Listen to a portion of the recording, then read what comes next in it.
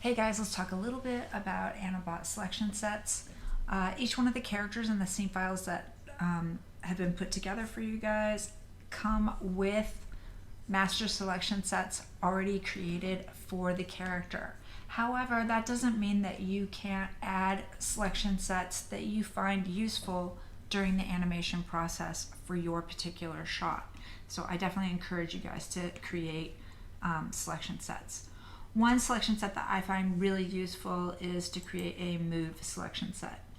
Often when I'm animating a shot and I'm using one of the global controls to do some rough blocking for my character, when it comes time to taking the animation off the global control and putting it back onto our IK goals and our full body control, it's nice to have this selection set because it will select the controls in the same order when you go to write out and then read in the information here under the copy XForm tools. And also it's really nice for chess piecing your character around, right? So you can obviously move your character forward and back and side to side with this particular selection set.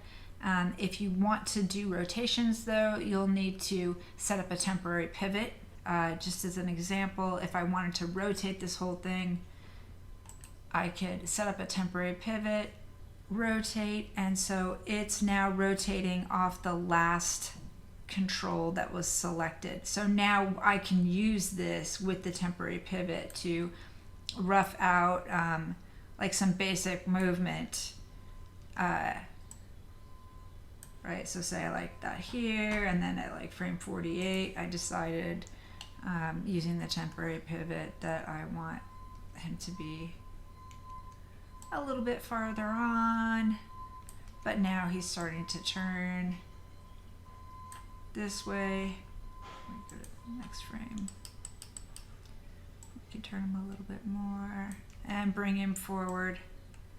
So it's a really nice way to just start roughing out your animation with this particular selection set in conjunction with the temporary pivot. An example of how to create a selection set, say we wanted to do some temporary pivots from the hip, but we want all of the legs and the poses that we have on the legs to follow. So we could select each one of the leg IKs and then the hips, and we can come up here to sets and create a selection set just for that, and I'll call that legs, hips. I'll change the color to lilac. Okay, so any selection sets that you want to create, it's fine to go ahead and create whatever sets that you find useful. This comes in handy too if you're animating a character interacting with a prop. This comes in handy too if you want to create a button that will set keys for all of your character plus all of the controls that manipulate your prop. You can create a selection set that will have that plus all the controls for the character in there. So go ahead and create selection sets as you need.